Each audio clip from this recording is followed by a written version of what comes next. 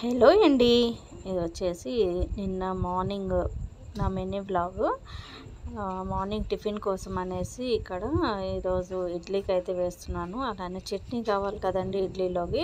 దానికోసం అయితే బీరకాయ పొట్టుతోటి ఈరోజు చట్నీ ప్రిపేర్ చేద్దాము అనేసుకొని బీరకాయ పొట్టునైతే ఈ విధంగా అయితే ఫ్రై చేసేసుకున్నాను. ముందుగా అయితే మనం ఆయిల్ లేకుండా ఫ్రై చేసేసుకోవాలండి. కొద్దిగా తడంతా పోయిన తర్వాత వాటిలోకి మనం కొద్దిగా 1 టేబుల్ స్పూన్ ఆయిల్ వేసేసుకొని మంచిగా అయితే ఫ్రై చేసేసుకోవాలి.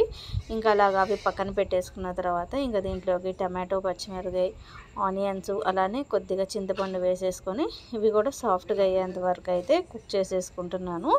అవి పూర్తిగా చల్లారిన తర్వాత ఇంకా మిక్సీ వేసుకోవాలి కాబట్టి మిక్సీలోకి ఇక్కడ జీలకర్ర, చిన్నులపాయలు అలానే సాల్ట్ కూడా వేసేసుకొని ముందుగా నేను ఫ్రై చేసుకున్నాను కదండి బీరకాయ పొట్టుని, దాన్ని కూడా వేసేసుకొని ఇక్కడైతే ఫైన్గా పేస్ట్ లాగా అయితే ప్రిపేర్ చేసేసుకుంటాను. పేస్ట్ అంటే పౌడర్ లాగా అవుతుందిలేండి, మనం వాటర్ అయితే వేయలేదు కదా. ఈ విధంగా అయిపోయిన తర్వాత ఇప్పుడు టమాటో, పచ్చిమిరకాయలు కూడా వేసేసుకొని వీటిల్ని మనం రోట్లో నూరితే ఎలా ఉంటుందో అలాగా కచ్చాపచ్చాగా అయితే దంచేసుకోవాలన్నమాట. మిక్సీ అయితే వేసేసుకోవాలి. చూడండి ఈ విధంగా అయితే మిక్సీ వేసేసుకున్నాను. వేసుకున్న తర్వాత ఇంక ఇక్కడ ఒక బౌల్లోకి అయితే తీసేసుకున్నాను. ఈ పచ్చడి ప్రాసెస్ అంతా అయిపోయేలోపు నాకు ఇడ్లీ కూడా అయిపోయిందండి.